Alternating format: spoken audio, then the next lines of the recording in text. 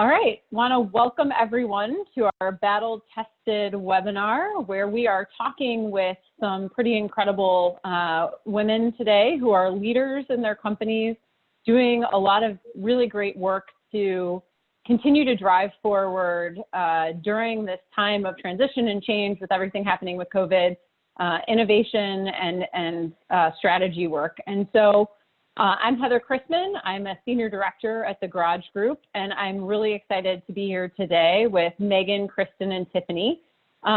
Before we jump in, we're going to all answer this question, but we want to pose to you, the audience, the question of, since this all began and since we moved into a virtual working world, what has been the biggest surprise or learning that you've encountered that you believe will change the way you work going forward? And so again, what has been the biggest surprise or change for you since all of the stay-at-home, shelter-at-home, COVID happened in March that you believe will really either reshape the way you work or has been a big surprise to you in how it's shifted your working? So we throw that out to the audience and would love for you all to answer that in the chat function.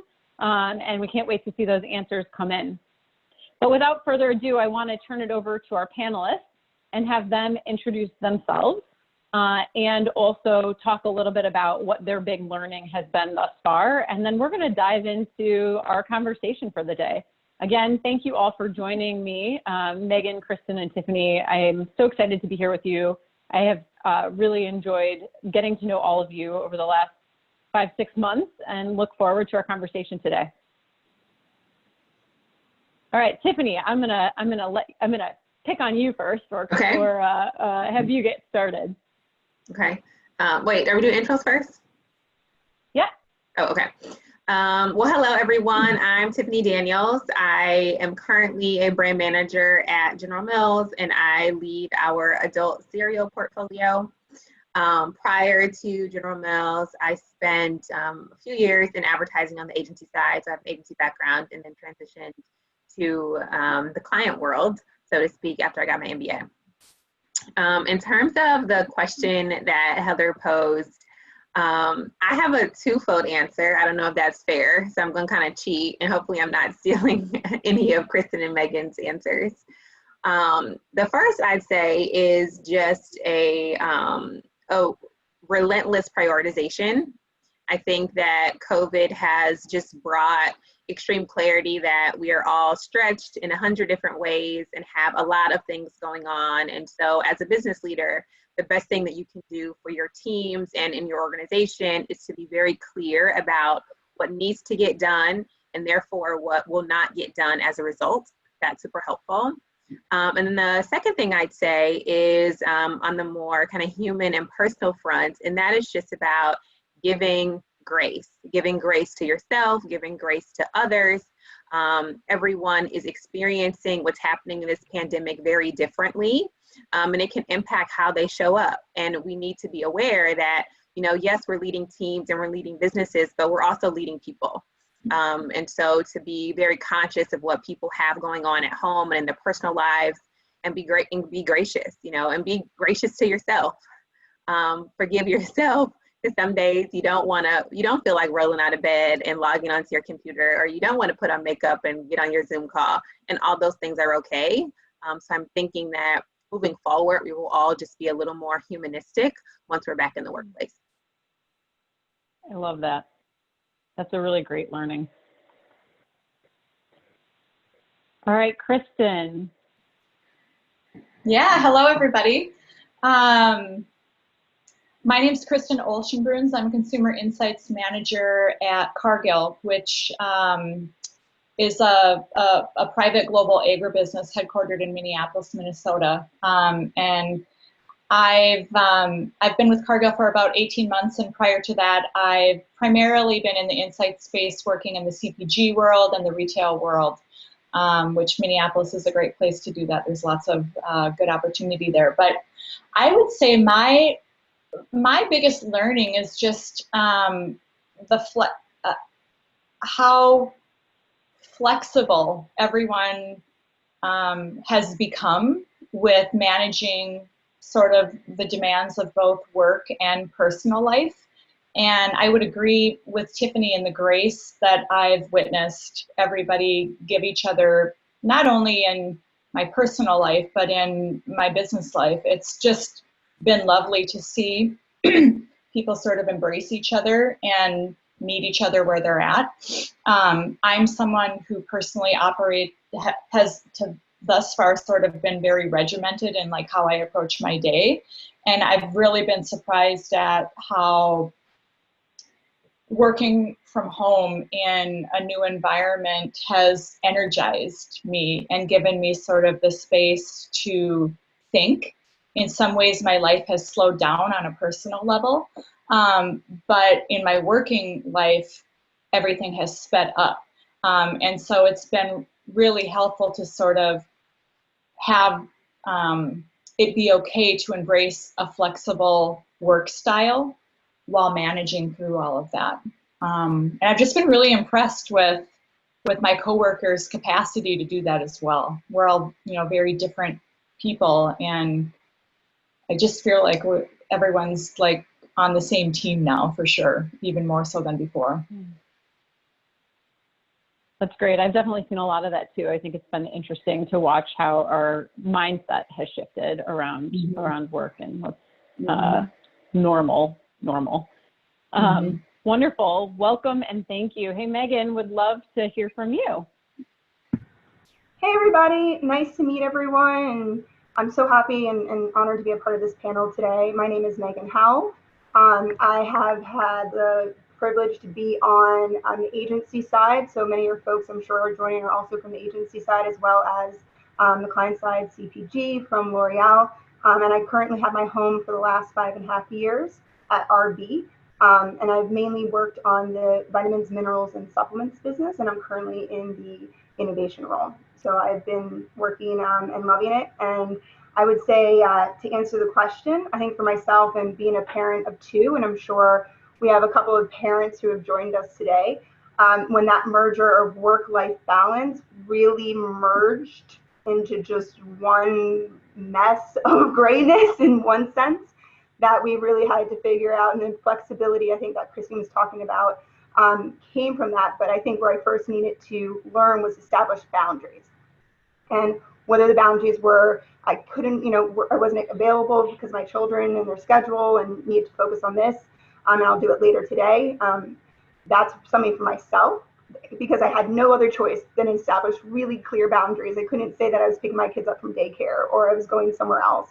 So that was something that was crystal clear. And with that, I've been able to be much more efficient and be able to focus when I have that time, because I know it's really, really precious. So that's something that I'm definitely going to be embraced moving forward as well. I love it. I love hearing all this empathy, and we're seeing some of our attendees say too, this like idea of being a more human and empathetic leader has really struck a chord, I think. So before we move on, we'd love to just probe with all of you, and maybe Tiffany, you want to kick it off, but when you think about what that looks like in action, and we think about the work that we're trying to do, right? So really today, what we're talking about is how you drive this like innovation and strategy work forward.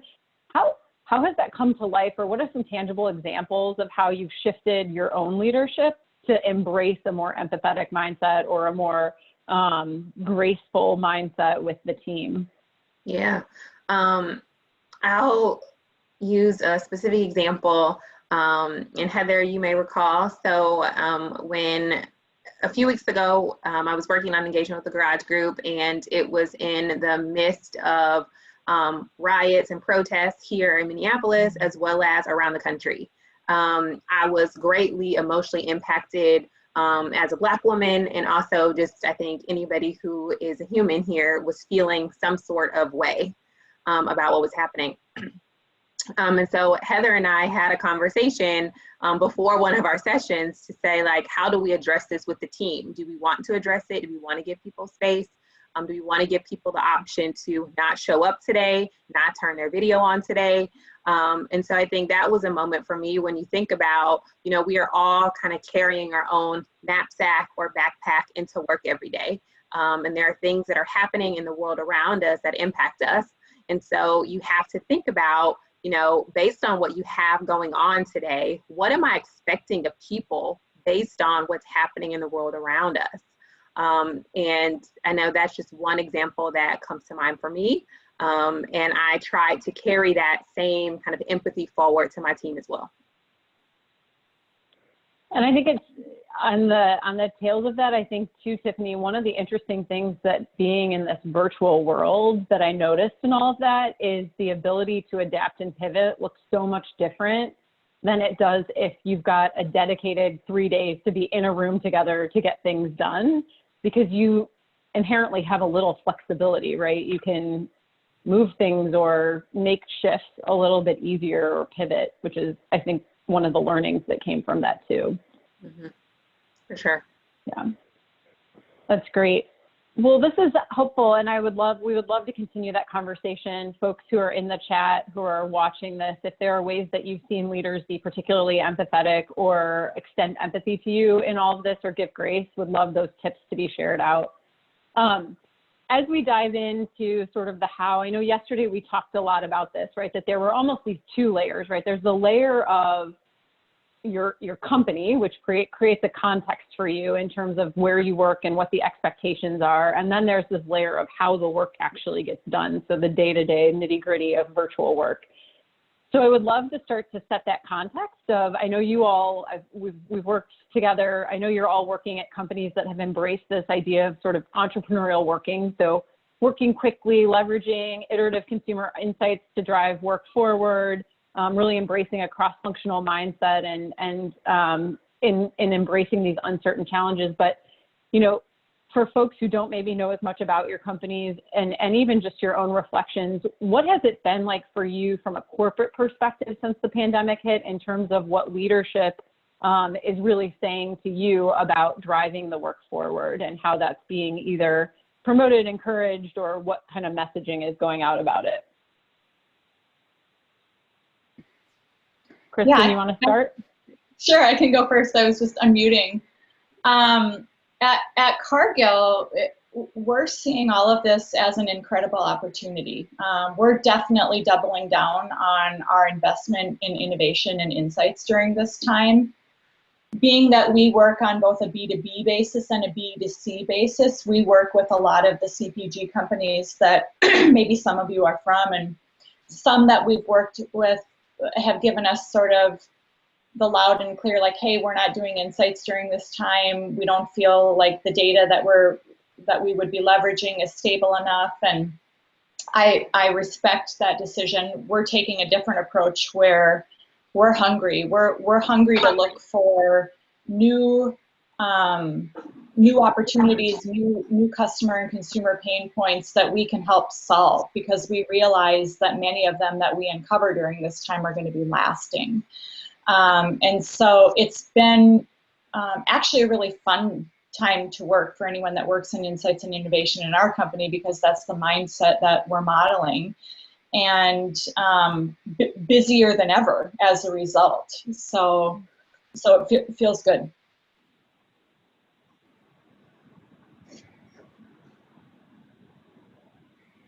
Does anybody else want to jump on that? Or yeah, I know, Megan, you were nodding. Yeah. Yeah. I think for RB has been one of the companies who has been in a very positive situation. A little nod to my Lysol folks due to the pandemic, and they've taken that with much responsibility to really pay it forward within the communities across the globe, as well as their team members, you know, the employees. One of the things I think they've been doing surveys, which is really great, just pulses pretty frequently on how we are progressing through this. So the meeting with my fantastic manager, just nothing about work, just how are you guys doing? What do you need from me? What, you know, anything from technology, just you want to cry today, or are you happy today? Let's, like, you know, have a team collaboration. But also RB has taken this as an opportunity to really reinvent itself in the way we work. And there's actually currently an initiative happening right now where they have actually opened it up to the entire company to submit ideas to how would the workforce of the future, how would the workplace of the future look? Does that mean you're working 4 days a week? Does that mean you're working in pods? How does that work for you? And take the learnings that you've taken from this, challenging time, and how can we be a better RB moving forward? And I think that has just been so wonderful, because it's not that we're just being dictated to, we're actually a part of the creation, the innovation of what RB tomorrow will be. I love that. So bringing the employees along to help create the future. It's cool. Tiffany, how about General Mills and what you're seeing there or experiencing there? Yeah, similar to what Megan was describing at RB a little bit, we have benefited positively from the pandemic a little bit as well. And so going back to my earlier point around relentless prioritization, it was clear in the, April, May timeframe, and when everybody was kind of receiving messages that we would be at home for a while, that our priority was to simply service our business, to make as much cereal and hot snacks and soup and anything that we could, so that consumers could buy our food on grocery store shelves. And if you went to a grocery store during that time, you know how big of a challenge that was for us. And so we spent the first few weeks of this just really focusing on servicing the business. And after we kind of got our arms more tightly around that challenge, then I feel like as an organization, we said, you know what, the world is changing, but it hasn't stopped. And so we haven't stopped our investment in research or learning or insights or innovation or any of that.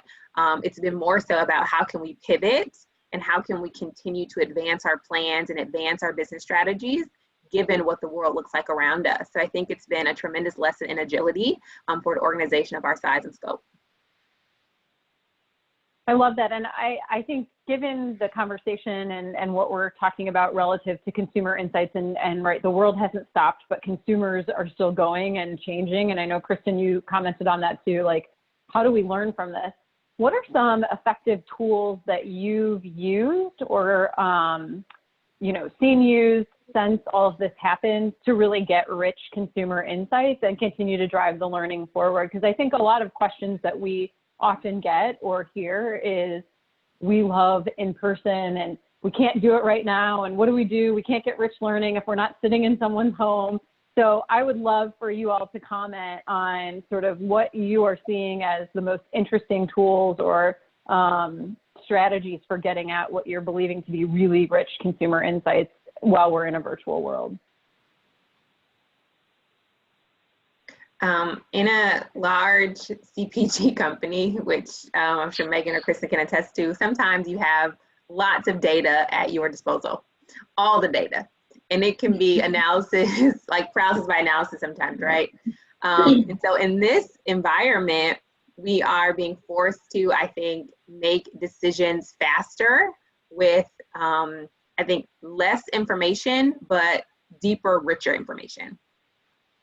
So a lot of things that we would normally have done in person, like let's, have an in-store learning experiment, or we are intercepting shoppers or something at a shelf, we can no longer do that. So how can we bring that experience online, right? How can we have, how can we conduct ethnographies or ethnographies with people virtually like this, as opposed to sitting in their homes? How can we get very quick, quantitatively sound learning on concepts or new products without having to conduct a 3 or 4 week study? Our partnership with Garage Group, I think, introduced us to some great tools to help us do that a lot faster. But I'd say that's really how the attitude has shifted. That's great. Have you felt like the insights that you're seeing in that world match up to what it is that the team was doing previously? Heck yes. Like, I don't want to go back to the old way. Like, why? I almost didn't say heck, but like, why spend tens of thousands of dollars on a study that's going to take you 5-6 weeks when you can reach your, a subset of your target consumer that's going to give you their undivided attention for a couple hours and answer some questions overnight, right? Like, It doesn't mean that you're shortchanging the learning in any way. It's just a different way of working. And I think this environment has forced us to accept a different way and actually evaluate that it can be just as valuable and just as rich and information that is just as reliable for us to make decisions as some of the more tried and true methods that are sometimes more comfortable for us to rely on. Yeah, and just to piggyback on that, because I think I totally hear you, Tiffany, 100%. Because when we were with our engagement with Garage Group, we had that just very nimble, flexible, speaking to consumers. And then we did do, our traditional validation post, and it was very much many synergies that we already experienced within our session. So I think that's just confirmation, and sometimes you need a little bit of more foundation confirmation, like, okay, yeah, this is good. We can kind of take a departure from where we've been and continue to move forward. One of the things I've noticed, and I'm curious to hear your guys' thoughts, one of the things I've noticed during the pandemic is, and I would have never predicted this, at least for myself, is folks are just much more willing to be on video. To have long form conversation on video, not only in the working environment, you're kind of forced to do that in order to interact with your colleagues now, but also in the consumer world. And so what we're leveraging tools like video interviews that are captured overnight to get sort of some of those long form conversations where a participant in research will use the camera on their phone to answer questions long form captured in video. And that's been a really useful tool. I think one of the things that some people are finding themselves with is more time, more time at home at least, where they do have time to participate in consumer research and feed us useful insights. And so it's been a surprise to me to what a boon those types of tools have been during this time, and we're definitely leveraging them. And I think it's interesting, Kristen, to your point about time, one of the things that we've noticed is just that the richness of what consumers are willing to give you now is almost more, it's in many ways, it's as if this pandemic has forced them to really deeply think about their own shopping habits and purchasing patterns and decision-making trees, whereas previously it may have been just like grab and go. Now they've put a lot of thought behind it, and they're able to articulate it in ways that I don't know that we were always hearing them do beforehand. Yeah, and I think the kind of adoption of more digitally based tools allows us to capture how consumers are changing and evolving in real time, right? Because for some consumers, I mean, in this time, they're adopting practices and habits that they didn't necessarily have before, like shopping online or buying their food online, right? Getting food delivered to their homes. Things that some people have been doing for years, because I haven't been to a grocery store in a very long time, but other people, they want to pick out their own produce, and now it's a different situation. And so I think having the opportunity to connect with folks in a different way allows us to build solutions that deliver on their needs right now, as opposed to them extrapolating a need that was there 6 months ago, or extrapolating a need that might be there 12 months from now. And I think that's, Tiffany, so a lot of companies, as you alluded to earlier, or you didn't allude, you actually said earlier, a lot of companies, right, typically will take a very long time to figure out what those insights mean and to move them forward and make decisions and drive change in SKUs or whatever the case may be. How are the three of you, how are your companies more quickly adapting to that consumer shift and getting products to market more quickly, or are they? I mean, what impact has this had, and what are you seeing in terms of a change in process that actually delivers these things more quickly to consumers based on what you're seeing in a shifting need? I think I can just start, but I think for RB kind of industry-wide is known for speed. We are definitely a driven organization of performers who are just, before this, we're just focused. And I think because of the situation and the richness of data that we're getting very, very quickly, it just helps accelerate that speed. I know that, as we just mentioned, and Tiffany noted too, is just that consumer behavior is changing. people are doing things that they never did before, or interested, or as you mentioned, Heather, just the fact that they're thinking through things, what they need, health, coming from vitamins, minerals, and supplements. That's at the forefront. And I was working on Airborne when everything kind of kicked off, which is an immune supplement. And that was pedal to the metal. You were just fierce to, number one, get the product out, but what else will people need? Because that is a market that's just going to continue to expand and be of interest. So if anything, it's just helped accelerate us from an organization to be very nimble, to take the research, the data that we have, and to continue to push forward, so we're able to come to market with really innovative solutions that consumers are looking for. That's great. Yeah, we're in the group that I work within Cargill, which is our protein business. The pandemic has really only increased the demand for protein, and so some of the things that we're doing are growing our insights team, not just consumer insights, but our category managers, the folks, and other types of insights, not just in North America, but globally, so that we have those capabilities more sort of at the ready. Globally, we've stood up a global insights and innovation center of excellence that was in place prior to the pandemic, but has definitely picked up steam. And the whole goal of that organization is to invest in training and developing design thinking innovation practitioners across the organization, so that it's not just a few people here and there who know how to sort of push the innovation agenda forward. It's becoming really a groundswell of these types of people within Cargill that know how to push the innovation process in an agile way, faster, in a different way than what we've been used to in the past. That sounds really exciting. It's a fun group to be within. I bet. Awesome. Well, I would love to get into the nitty-gritty of the how. I know that's one of the things that we all had talked about a little bit as we were prepping for this.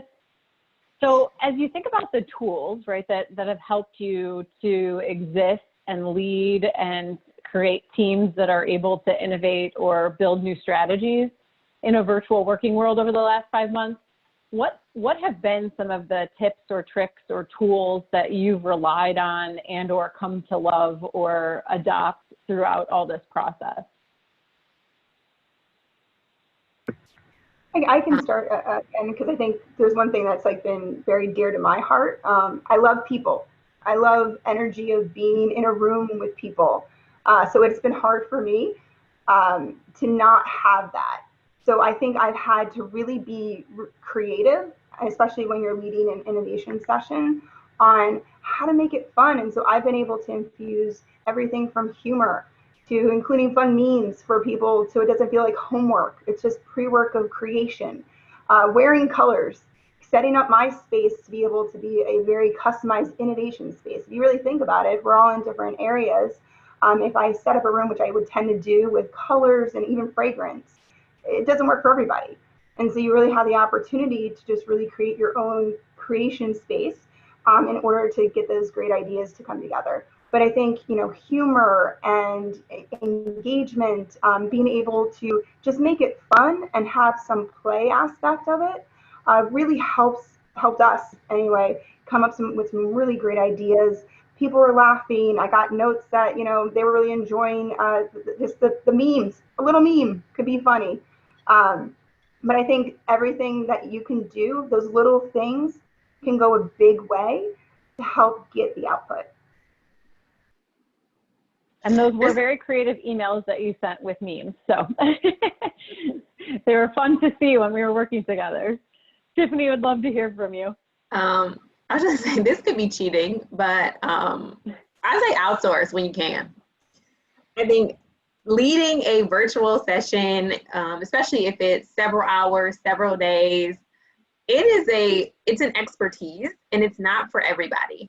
And you can find, tips and tricks on the internet, and, there are lists up the wazoo to help you have an effective session. But I think you should be honest with yourself and ask, like, am I really the most qualified person to do this, right? Do I have enough energy to sustain myself and a group of 7, 8, 10 people over the course of a few weeks, right? Like, you got to be real. And sometimes you just got to throw money at the problem if you can't do it yourself. And so I would just implore that once you assess what your need is or what the, brainstorm ideation calls for, to think very critically about the leader and the facilitator. I mean, we have all been in sessions or all been in some all-day meeting, and we like really wanted to get up and leave because it was not engaging. And people do not have the bandwidth for that in their home, sitting in front of a computer, right? Like, you got to be efficient, you got to be to the point, and you got to be very thoughtful and intentional about how you build a session. And so if you can't do that, if you don't have the time, if you don't have the skill set, be real, be honest, and leverage some either internal or external resources in your organization. How do you, I think one of the things that people probably have questions about, Tiffany, on the tail of that is, I think it's interesting, Kristen can talk about this a little more. I think Cargill's really started to find somebody internally and say, go build an expertise in this and then upskill everyone. How do you think about identifying those experts either in your organization or externally, and know, right? Because now everybody is an expert in virtual, I think, is one of the things that you see pop. So what as a leader, how do you think about making those choices? And then Kristen, would love to hear from you what's going on at Cargill and what you've leaned into from a tool perspective, because I know you've sort of been championing as the expert in this. Yeah, I'd say it starts with you as the leader knowing what you need and knowing what your ideal output is, like knowing what your end state is. And inside General Mills, we have resources to leverage that, that lead ideations and we can tap into. But sometimes, those folks and those groups can only go around so much, right? Like, they can't be everywhere at every point in time. And so knowing that you need, let's say, a high quality output, or you can't be anybody's plan B or side project, and be open and real about that. And if it takes you to leveraging external resources, talk to other folks, talk to other teams. I think it's helpful if you're issuing an RFP or talking to agencies to, ask them for a case study. Ask them what sorts of tools and techniques they're leveraging in this time. Ask to talk to one of their previous clients. Do some intel, and you can do it relatively quickly to help you make an informed decision. It's helpful. Yeah, I can speak to what we're doing at Cargill, and some of it I think is consistent with Tiffany's thoughts. Over the course of the last few years, working with Garage Group, you guys have really been a strategic partner to ours, and strategic partner to us in terms of helping us develop an innovation approach and sprinting approach specifically that really works for Cargill and our internal stakeholders. And since the onset of COVID, we've been working really hard to sort of think meaningfully about how that translates to the virtual setting, but really using the same framework, but leveraging different tools to bring it to life. And so some of the tools that we've been using, and there's a variety of them out on the market, I don't mean to plug any one over the other, but we've been using an online virtual collaboration whiteboard called Miro, M-I-R-O. There's a competitor to that called Mural, M-U-R-A-L. I think those are kind of the two big ones in the marketplace, and they're very similar. But that's really been a helpful tool to sort of replicate the type of in-the-room whiteboard, post-it note, voting, clustering, prioritization, those types of exercises that you do in some types of innovation activities. That tool has been really helpful to bring that experience to life and to translate it into the virtual world. Another thing that we've leveraged quite heavily, and I hate to say it because I think it has a lot of baggage, is the Microsoft SharePoint platform. we actually found a way internally to build a modern SharePoint website or SharePoint site that looks and feels like an actual sort of sexy website.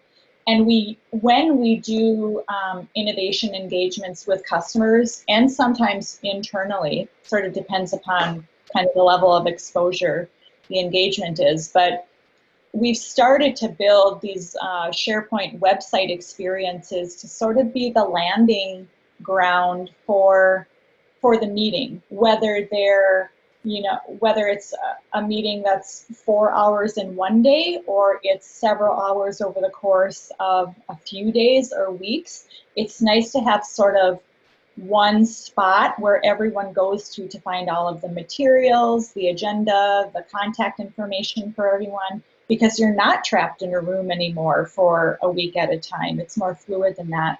And that's been a tool that's really been helpful from an organization standpoint, just kind of keeping everyone together, if you will. That's a helpful tip. And I'm wondering, even on the heels of that, you just mentioned being trapped in a room for a specific amount of time, right? But, one of the things we've heard from people is, I can't imagine taking what would be a 3 or 5 day process and doing it in front of a computer. It's just like, ugh. Yeah. Yeah. But, I think all of you have had experience since this began doing those longer blocks of time to really drive toward what are pretty incredible outcomes. And so what would be your recommendation or your tips for what helps it feel like the flow keeps moving, or what you've been most excited about that maybe has made it not feel daunting? Like it's not a punishment to be in a 3 hour time block. Yeah, I can speak to that. I don't want to take too much airtime because I know everyone's got good thoughts on this. We've sort of decided that we're not going to do anything longer than 2-3 hours at any given time. It's just too much of a mental drain on folks to kind of keep their attention at that moment. And so for sprints, for example, that would normally be 3 to 5 days, we spread those out over the course of several days. And sometimes several weeks. What has been a really interesting and positive learning from that is that people's energy level, I have found, is actually much higher breaking it out over the course of time rather than being in a room altogether. I think my hypothesis is that the reason that is that giving people more time and space to think on their own breaks in sort of the sets of activities that you would normally do in a sprint is really energizing to those people like me who are sort of slower thinkers and who need to sort of ruminate on things for a little bit. And so we've actually used this virtual challenge to our advantage and gotten really good feedback from particularly that thinking style type of person, that this works way better for them. And so the challenge is like, okay, that's great. Now how do we keep the people who are more extroverted and who feed, like Megan maybe, who feed off of other people's energy, how do we keep them engaged? And so we've been doing things like putting together packages of materials that we send in advance of the session. So they've got things in their hands to work on, and taking breaks during the sessions, like social breaks. We've got actually a team meeting, I think next week, where we're having a sommelier virtually come into the meeting, and we're doing a wine tasting.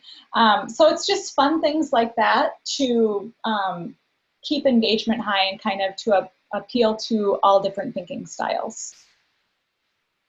I love that. It's probably a great way to keep the team together too. Yeah, for sure. That's awesome. Go ahead, I Megan. just totally agree. I totally agree. We're in the same spot in the sense of having more truncated, smaller time frames to allow people the space to come prepared, energized. I think has been extremely valuable. And I love that idea of the sommelier. I have to add that to my list. Yeah, I think we all need to feel that idea. Yeah, it's work hard, play hard. Yeah. Does the One thing company that ship each one? No, I was just going to say, does the company ship everyone a bottle of wine or a box of wine for the meeting? Actually, yeah. You can opt into juice if you'd like, but. Got it. Go ahead, Tiffany. Just the one thing I would say is, in this virtual environment, it requires, I think, a lot more clarity and planning, because especially in innovation sessions when you're in person, we've all been in those sessions and it's kind of a windy road, right? Like you can go down a rabbit hole and you can get unfocused for a while, and because you kind of have the time to spare, right? And that's part of the journey. But when you're in a virtual environment for just 2 or 3 hours, it requires that whoever is leading and facilitating has, done the pre-work, done the legwork to say, okay, by the end of today, this is where we want to be. How can I kind of foster this discussion? How can I get these decisions out of the team to keep us on track?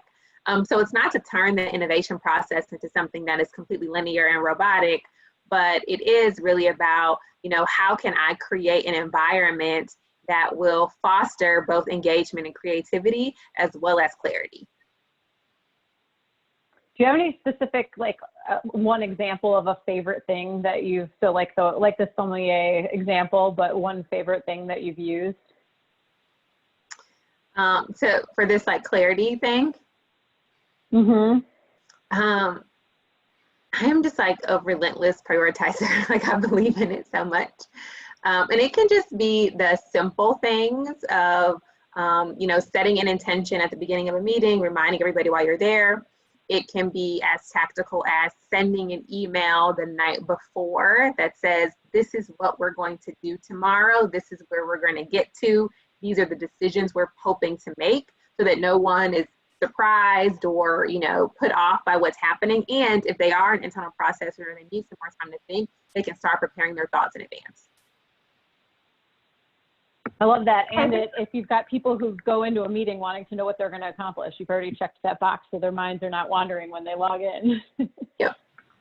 And then just to add to that, one thing I did is post, because we had a few sessions, and what I did is I actually checked in with the team after, what's working, what's not working, because it's an evolution of way of working. So just wanted to make sure that everyone was feeling, good, engaged, if there was something we could do better. So I think a little just check into the team as well.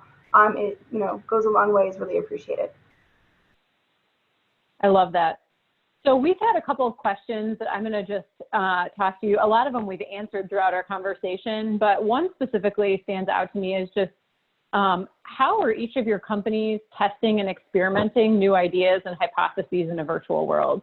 So what are specific tools or techniques that you've used to test those hypotheses or ideas? And would love to hear from you. I'm not sure if there's one of you that wants to jump in first, but we've got a lot of curiosity around how you're experimenting in a virtual world. I can start. When we were allowed to be around others and all the things, one of the tools that we would often use to test concepts or minimum viable products was what we would call a lemonade stand in store. So you would kind of be in an in-store environment, and you would essentially make your pitch, and a consumer would opt in to spend their own money on the thing. And that was, to build your conviction and build your intuition that you had something that people would purchase. When you're in this new virtual environment, we've leveraged a couple different tools. So one, we have built more e-commerce platforms using things like Shopify, which are super easy to set up to allow people to, quote unquote, buy those MVPs online. And in place of us having been in store. And sometimes it's not even an MVP. We can put an ad out into the marketplace. Somebody can click on if they want to buy it or not. And then it might give them a message to say hey, sorry that this isn't actually available. Are you interested in learning more, right?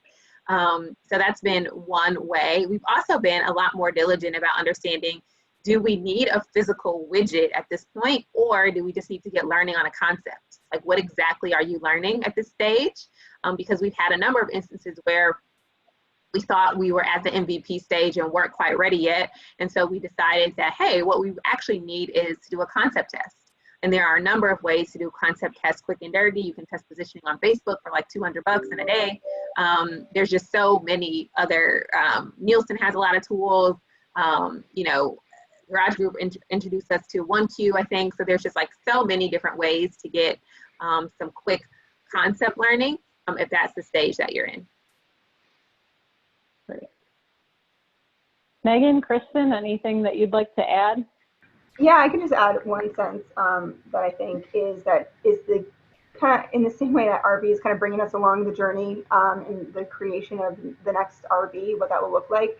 It's the same idea with concepting, which has been really great. And when we partnered with you guys, that's what I loved. It was from the beginning. It wasn't, you know, months long of taking different data and at the end seeing what the consumer liked and didn't like. It was all these various touch points along the way to ensure that at the end that we have a really, really strong consumer proposition. And that's been, I love that. It's arm in arm with the consumer and in all the different various stages to ensure that. So I think that's been really interesting in that sense. And then also, you know, a few months back, I also had my equity hat on, and we really have just dialed up the digital learning in regards to our advertising communications and just taking that. I think also there's so much that can be learned in the data and on a daily basis, making changes to certain points of communication and messaging and changing it. But also how can that feed and how can those learnings be transferred from that to our future innovations and connecting those two, that what are we learning in market from maybe a comms, messaging, performance, competitive standpoint day to day, and how can we apply that to our future innovations? Love that. One of the things that as both a B2C and a B2B company, because we have this B2B focus, some of our customers are chefs at restaurants or chefs within the CPG world. And so definitely we're doing lots of consumer insight, but one of the things that we also do is get customer insight and try to inject that into the innovation process. And it's been really interesting to see that unfold in a virtual world, because we've traditionally done cuttings of products with live chef to chef live in the same room. And so we've developed sort of this suite of processes and technologies that we sort of package into what we call the virtual cutting. I mean, we call it what it is. But it's essentially like a set of high-res cameras that our chefs use that they can control with their feet to conduct a virtual live session with chefs at our customers who are not co-located, they're in their own facilities, but it basically allows them to sort of control exactly what our customer is looking at in order to really bring that level of engagement that an in-person cutting would normally have brought. So that, coupled with typically as part of that process, we're sort of packaging up the physical product and sending it to the customer chef in advance so that they can be hands-on with the product as well at the same time as they're watching one of our chefs do the cutting, has really brought that whole process to life in a really fun way. We're getting pretty good feedback on that. So still doing plenty of interesting to see it.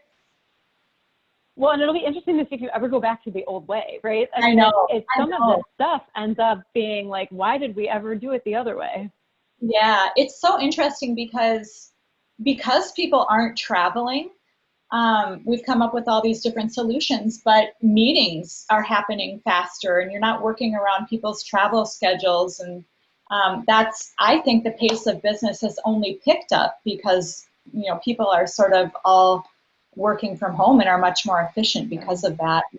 One of the small tips I would have, and it's not necessarily innovation related, but because people are now even more than ever back to back to back to back meetings all day, because they can be, there's this setting I found in Microsoft Office, which is the email client that we use, that automatically shortens your meetings from 60 minutes to 45 minutes and from 30 to 25 minutes. And that's been a really, I know when I set up meetings, it automatically does that. And people are really appreciative just to have that sort of hall passing down time, even just a minute between meetings. I love that. It's almost like you got to have a 15-minute blip in between the hour. Yeah. One follow-on to that I will throw, it looks like it's pretty directed at Tiffany, but Megan and Kristen may have some insights too from your perspective at your respective companies. How do you balance the risks that are associated with testing and experimenting, like you were saying, Tiffany, and protecting the reputation of a company like General Mills? Yeah, I mean, we mitigate risk a lot in our jobs. I'm sure Kristen and Megan can attest to that. And I'd say it's really about assessing the risk based on where you are in the learning process and the methodology that you are hoping to leverage to achieve whatever learning objective that you have. So for example, if we are putting an edible product out into the world, you can imagine that we take that very seriously. And it's not something that we're doing, even if we're moving quickly, we have all of the appropriate cross-functional partners involved, right? Our legal team is involved, our quality and regulatory people are involved, as well as a host of food scientists and engineers, because food safety is of the utmost importance. So, if it's going all the way, having something out in the world, then we kind of take a full team and cadre of folks along on the journey. If it is only something that's at the conceptual level and there is no physical widget or physical thing, then the risk associated with it is a lot lower, right? And so a lot of times what you're battling is just if you're using the right language, and so that could just be a simple conversation with your legal partners, them helping you understand what the potential risks are and what the potential kind of associated understanding is from a consumer, and if we're okay with that. At the end of the day, risk is about a business decision, right? Risk is not about whether you do something or not. It's about understanding, if I do it, what is the potential downfall? And so, we leverage the full expertise of all of our subject matter experts to help us understand what that risk is based on where we are in the learning journey. Yeah, and I just to add it to that, we're in a very similar spot, especially within supplements. We have our regulatory and legal folks, they are actually hand in hand and many times are a part of our sessions from the beginning, because it's not efficient for anyone's time to get down a path and then it's like, you can't say 99% of this or do this or, and making sure our medical, regulatory, and legal folks are just in it from the beginning, being our partners in it, having challenges, discussions, what do we need to do, addressing barriers that we need to overcome, and just making sure we're able to address it. Great. And then one last question from the audience, and then I have a final question that I will ask all of you, but this is an interesting one. So are there any AHA product or service initiatives that suddenly gained traction as a result of the pandemic that may have otherwise stalled or been non-existent prior? I have one that's been, I think, reimagined as a result of the pandemic. So hopefully this gets to John's question. So as I said, my responsibility is to lead our adult cereal portfolio. So the consumers that I am mostly interacting with and thinking about their needs are people that are age 55 and above. So I am building a lot of empathy with baby boomers and other older generations. So I have a soft spot in my heart for people that are in that group.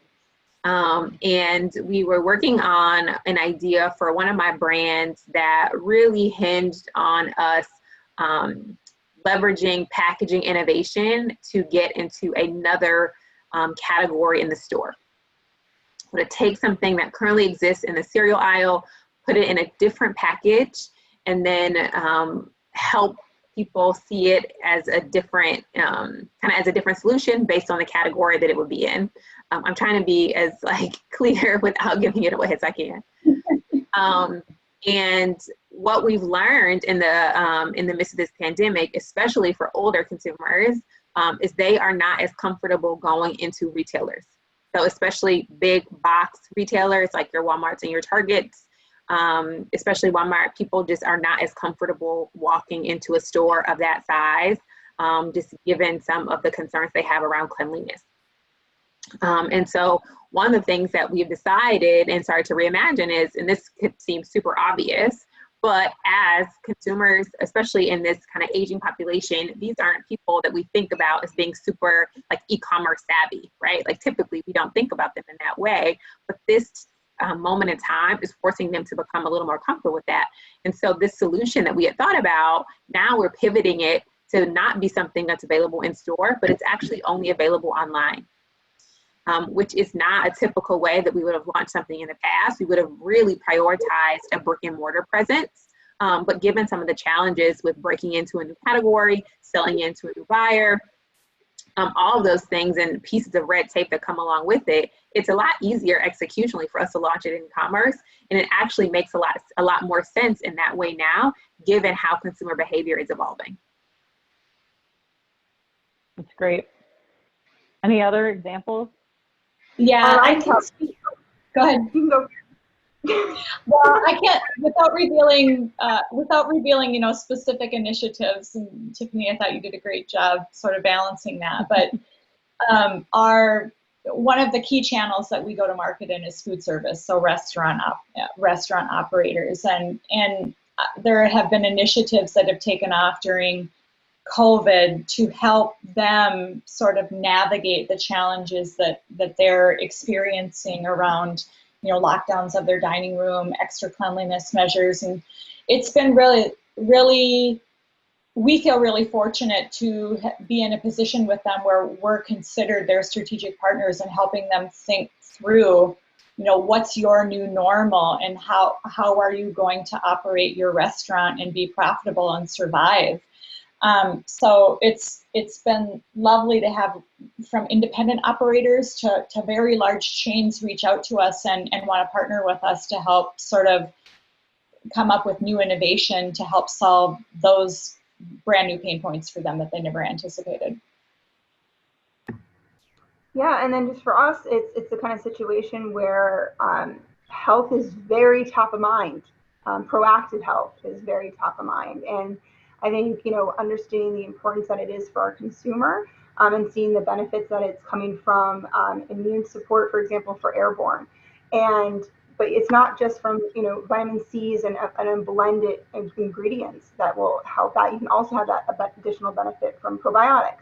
And so while we have, multiple brands within various categories, also being able to dial up for one of our other brands, Digestive Advantage, the immune support benefit that you also can have that from probiotics. And so I think that's dialing up messaging, but then also taking that even forward to, and Tiffany touched upon it, is looking at our innovation pipeline and what is something that could possibly be brought to market for e-com and cut down about 6 months lead time and test that and have the right partner in order to do that. So I think there's two ways within it, whether it's benefit, taking it, taking the momentum of health being top of mind and really understanding how do we maintain and be a partner with our consumers, and then being able to really test and learn from e-commerce propositions.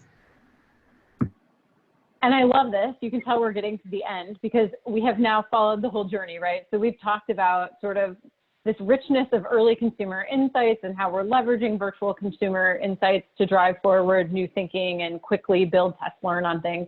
And we're also talking about how sort of the future of even how you market and sell your products has shifted. And so it's really interesting to think that this time of pandemic has not only shifted how we do the work, but what the scope of work even will look like moving forward and how quickly the world has changed, because I don't know that 5 months ago, all of this shift would have not taken place over the course of 12 months, let alone 5, right? So it's really interesting to dig into all this with you all. And as we sign off, I would love for each of you, first, I want to thank all of you because you've been incredible. And I think so much of all of you as leaders and as women. And so I've really appreciated having you here today with me. But if you were to offer one sort of word of advice or courage to folks who are feeling paralyzed by this or looking to really step up their leadership relative to innovation strategy and embracing an entrepreneurial mindset in this very uncertain time? Would love to hear what that is. And we'll sign off with that so that folks can hear from you sort of words of encouragement and courage moving forward. Why don't we get started with Tiffany? Sure. I would say that like now is the time to take like all the handcuffs off, right? To think as big and imaginatively as you can. I think organizations are so much more open to different ways of working and different ideas because the world is going to look different and nobody has the answer. Not that we had the answer before, but I think we felt more confident that we did. And now we feel like we don't know where the hell this thing is going. And so I think everyone's appetite for big thinking, unconventional thinking, unconventional ways of working, it has just been heightened, right? And so this is your time. If you have an idea that you want to push forward, if you have something that you really feel passionate about, like this is the moment to raise it, because what we need now is differential solutions because we're at a differential moment in time. Love it. Megan. Right there, pretty much. Yeah, you know, what came to mind for me was embrace the change. We may have not have asked for this, but we definitely didn't ask for all of this, but it's here. It's here, and I think exactly remove the change and and remove the chains of like limitations. Embrace change of what that means to you. Customize of what works. Find some space for yourself to just think through it. If there was just a big whiteboard, what could that be for me? And what could I do to be the best me? And what I usually say, you know, there's certain things I need to do to be the best Megan in order to be the best mom, to be the best wife, to be the best, employee, team member. That's important to me. So what do you need from your work environment and other facets of your life to be the best you? Love that. Kristen, last but not least. Yeah, I'll close by saying something that's been modeled with our leadership and on down recently throughout the pandemic is asking at the beginning of a meeting, in your one-on-one conversations, how are you doing really? And the really at the end of that statement is what's most important, and being open to really hearing what the answer is, I think is the most important learning I've had throughout the course of all of this, is the empathy with which our leaders are leading that then you can learn from to bring into your own conversations. It's been key and a good life lesson too. I love it. I do hope that all that empathy we've been talking about carries forward. I think the best leaders are empathetic and just have a gift for that. So hopefully we will all come out of this better than we were before. Well, thank you all so much for being here. I know the panelists, the audience also will join me in saying that this has been a really great conversation, and I very much appreciate all of you. So onward. Thank you. Bye. Thanks, Heather. Thanks, everybody.